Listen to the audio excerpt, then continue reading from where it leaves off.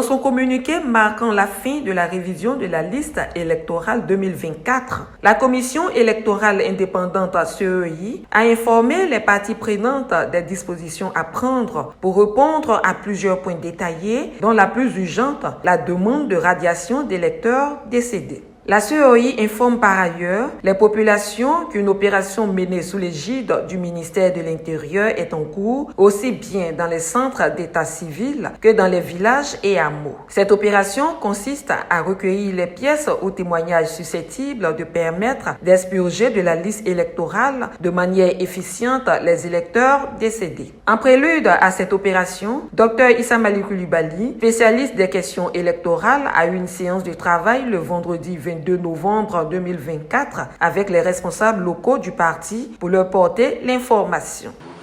2 points techniques sur la filiation, les filiations qui manquent.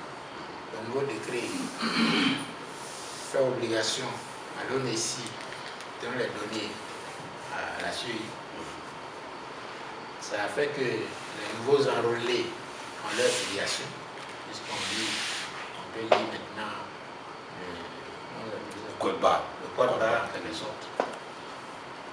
Maintenant, j'espère que la CEI va utiliser ce même fichier-là pour revoir le fichier précédent qui a servi en 2023.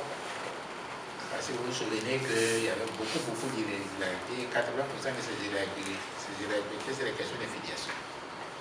J'espère qu'ils vont utiliser cette opportunité-là pour corriger ça.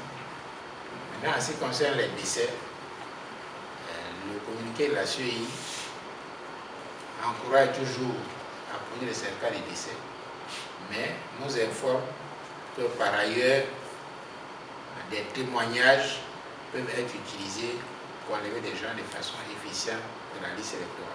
Selon lui, cette opération a été une réussite dans certaines localités du département de Korogo, où la CEI a déjà reçu une liste de ces personnes décédées. C'est donc une phase très importante qu'il ne faut pas négliger. Le président de l'inspection générale du parti exhorte les responsables locaux à s'impliquer véritablement afin de réduire considérablement la longue liste des irrégularités sur la liste électorale. Cela permettra une victoire éclatante du candidat du PPACI, le président Laurent Gbagbo.